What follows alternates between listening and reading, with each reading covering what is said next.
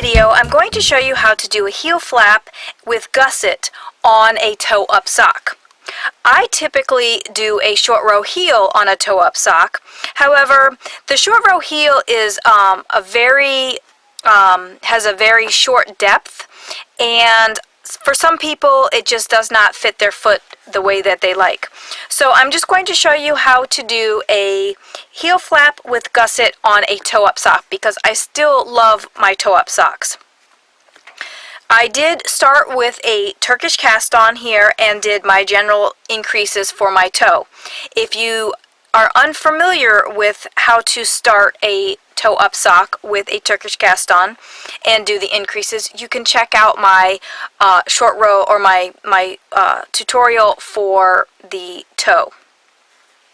But today I'm just going to show you the heel flap and the gusset. And the first part, doing the heel flap, is pretty simple, and I'm going to just kind of give you a basic understanding of it, and then we'll get right into the picking up the stitches for the gusset. So, as in with my, when I do a short row heel, I have my tail on the right hand side, because when I start my round, my tail is always on my left hand side. So I'm making sure that I'm on the back side. Really, at this point, it doesn't matter one way or the other unless you are doing a pattern on your sock, on the top of your sock. I'm just doing a plain stockinette. But to start the heel flap, all you're going to do is you're going to start on the right side, which is the side that you would be working, and then you're going to knit across to the last stitch. And again, this is, every row is going to be the same on the heel flap, which is why I'm going to go through it rather quickly, and then I will just finish the heel flap and then let you see how to do the next step of the stitches. But you're going to knit across all of the stitches. Usually you're going to work your heel flap on 50% of the stitches, but your pattern will usually tell you how many stitches to use. If you are just using a basic pattern, then just use 50% of your stitches. So you're going to work across to the last stitch, and on the last stitch you're going to slip the stitch as if to purl, but you're going to slip the stitch as if with the yarn in the front. So the yarn is in the front from right here, because the next stitch you're going to knit after you turn, and that puts the yarn in the correct position for knitting that stitch. So then for the next row you're going to knit the first stitch and then purl all the other stitches. So this is the wrong side, but the first stitch of the row is always knit.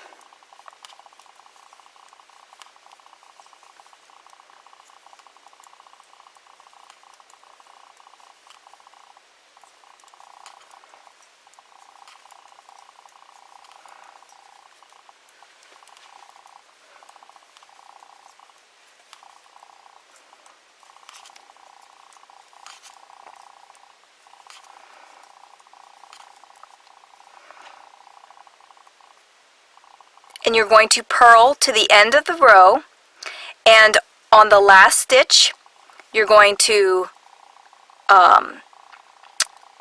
slip that stitch as if to purl with the yarn in the front. And then you turn your work, and again you're going to knit the first stitch. And what you're doing by knitting this first stitch and also slipping it is you're elongating that stitch over 2 rows so that it's easier to pick up the stitches when you're ready to pick up for the gusset.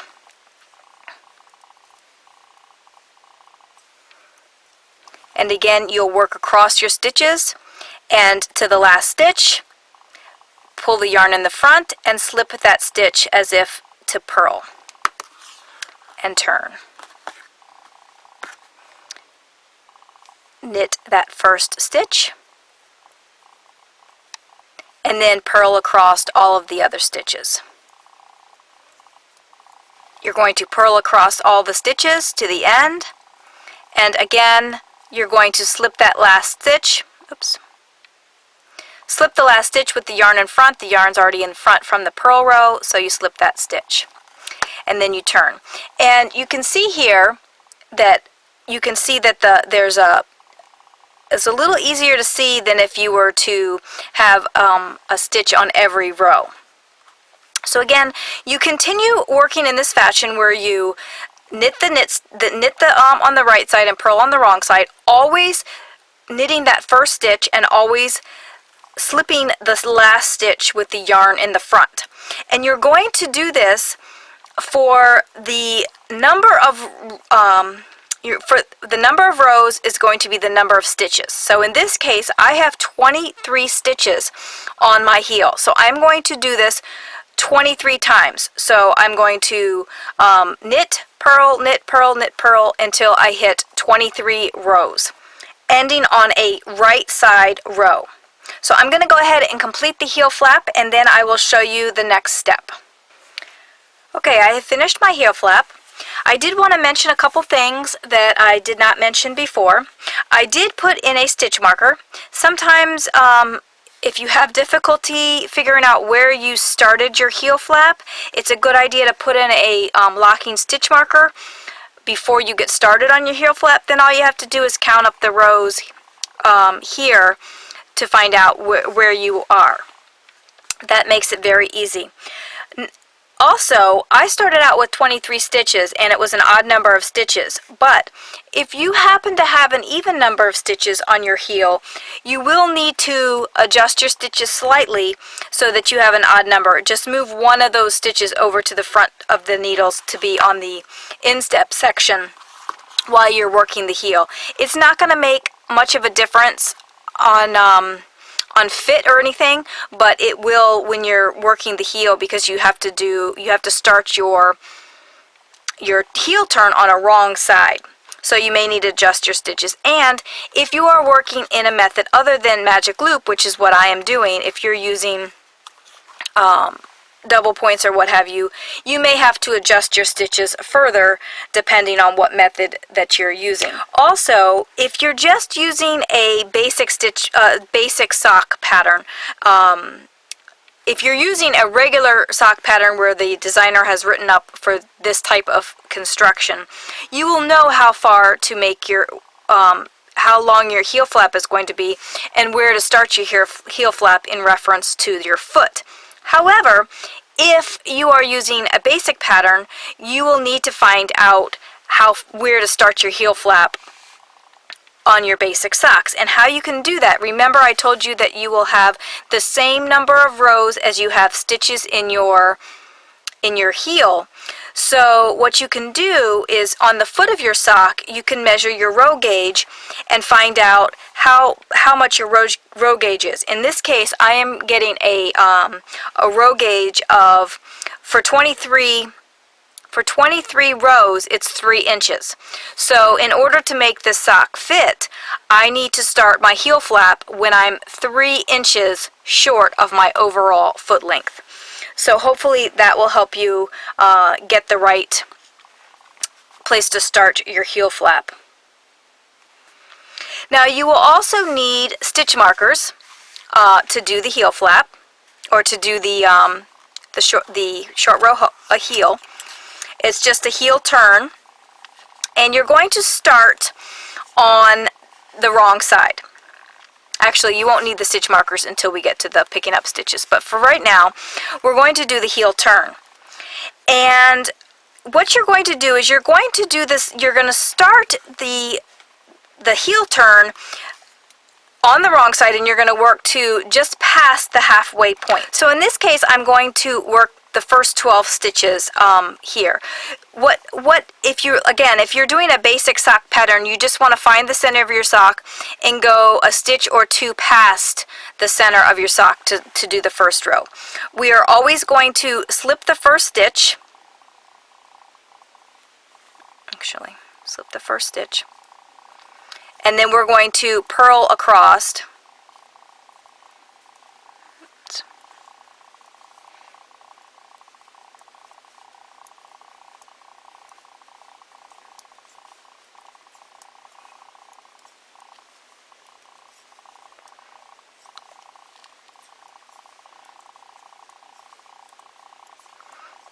So we're actually 13 stitches in because we have the slip stitch and then we have 12 here.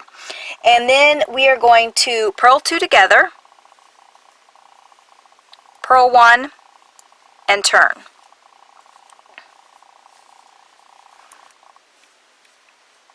And now we have turned the work, and on the wrong side, all the wrong sides are going to be purled, but on the right side, we're going to do a slip stitch pattern in an effort to kind of reinforce the heel. So you're going to start with a slip stitch. That's always going to be the first stitch. You're going to knit 1, and then slip 1 as if to purl, knit 1, and then slip 1 as if to purl. So that's a total of 4 stitches, and then you're going to do a slip slip knit, and then a knit 1 and turn. And then again, like I said, the back side is going to be all purls except for the first stitch. You're going to slip the first stitch and then you're going to purl across.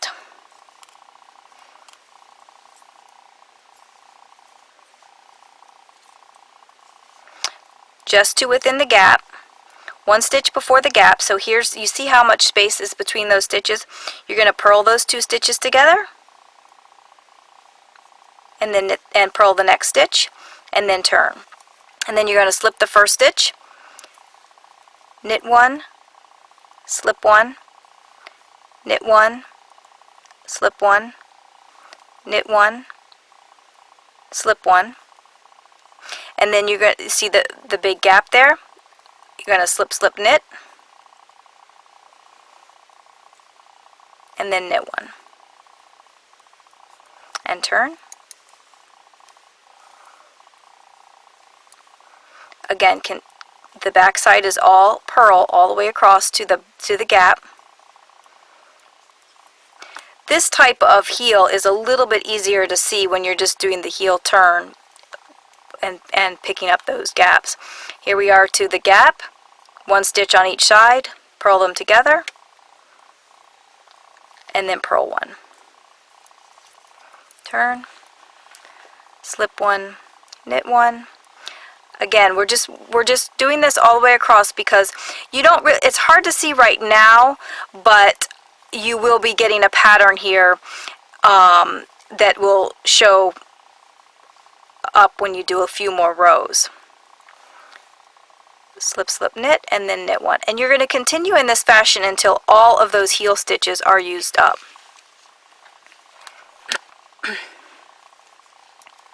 I'm going to go ahead and show you this last section or the last 2 rows of the heel turn because it's slightly different than the other rows. Again, you're going to slip 1 and then purl across on the wrong sides. But when you get to the other end, you will be purling 2 together, but there's no extra stitch to do a knit 1 afterwards, so you're just going to turn after the purl 2 together. So here we are at the end where the gap is here. We're just going to purl 2 together and then turn. Again, I'm going to slip the first stitch,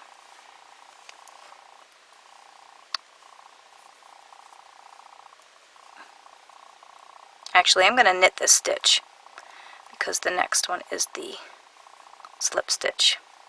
Slip, knit,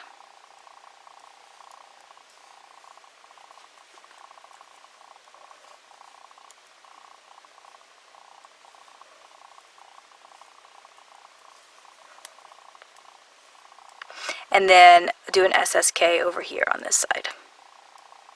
So now you have picked up all of those stitches on that heel flap. And now we are ready to pick up the stitches along the gusset.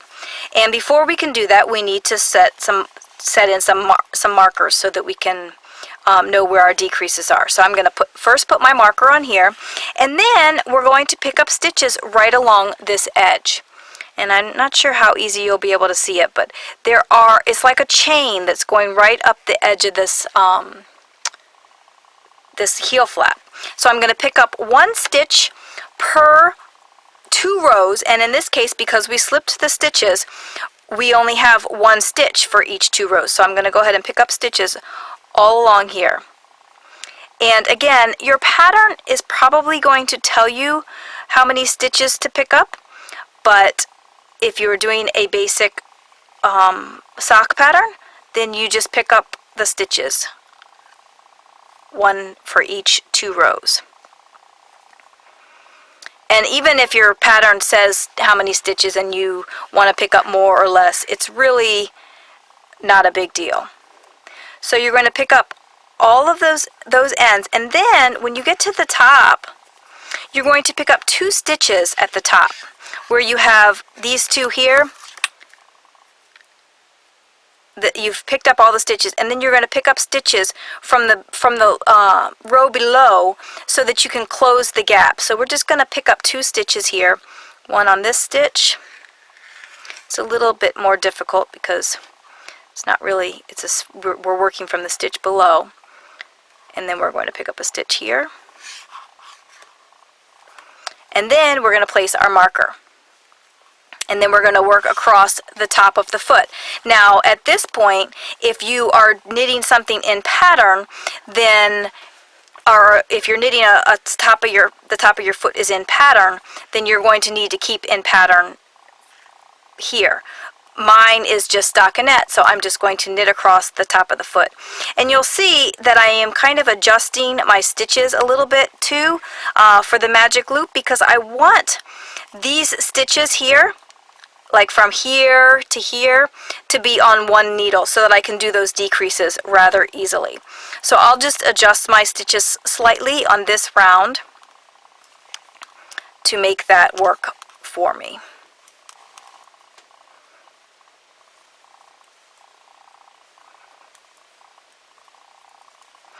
And once you finish working across the top of the foot, then you're ready to place your first marker. And then you're going to pick up those 2 top stitches again, right here at the top. It works out well with this yarn because those first stitches below are a different color. So I'm going to pick up 2 stitches here before I start picking up the ones along the heel flap. And these you're just going to pull from the row below and make a stitch. And then you will pick up the stitches in those chain down the side. See the chain down the side? 1 stitch per 2 rows. And you should end up with the same number of stitches that you've picked up between each gusset.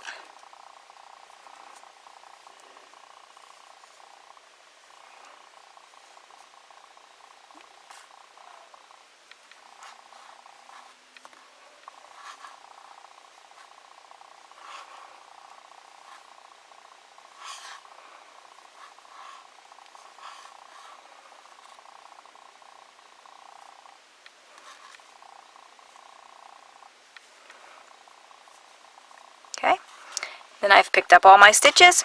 Again, I'm going to adjust slightly here. I just wanted to make sure that I had the right stitches. So we're going to knit the first stitch, and then slip, knit, slip, knit, slip. Then we'll work the other side, and then it's going to be a knit slip. And again, this slip stitch pattern is just to give you a little bit stronger of a heel. And you're only slipping the stitches every other row.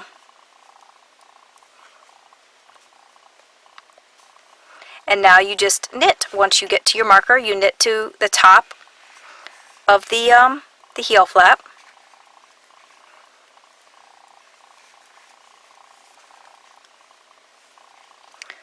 You're going to be decreasing on the top. You see, here's your foot. And all your decreases are going to go up this way. So you're going to knit to 2 stitches before that marker.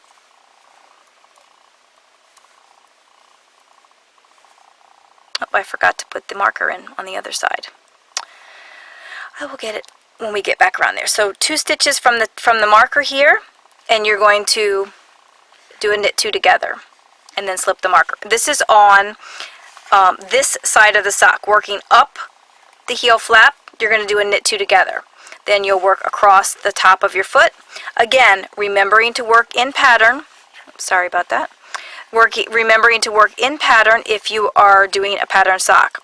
Now, if this is the first time that you're doing this type of heel flap, I highly recommend that you do a plain stockinette sock, or at least a plain stockinette heel or toe, plain stockinette on the top of the foot, just till you get comfortable with this method, and then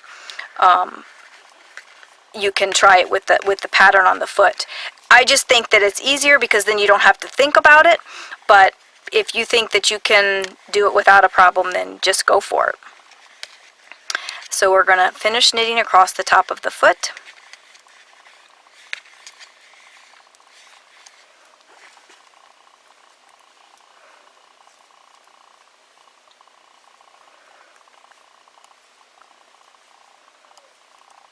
And when we get to that marker, we're going to do a slip knit on this one.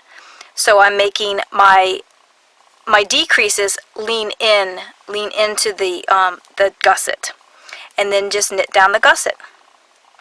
So you're going to do a decrease round and then a straight knit round, and then a decrease round and a straight knit round. And basically your round is going to start at the beginning of the foot, where I'm getting ready to get to, and right here where I forgot to put the marker before. So this is basically where your round starts, is on this side of the marker. So we slipped the stitches the last time, and you can see that because they're different colored stitches. So this time we're going to knit the stitches across the heel. So on the knit round, you knit all the stitches, unless you're doing a pattern on the top of your foot. And on the decrease rounds, you decrease the stitches in your gusset, and also do the pattern on the heel.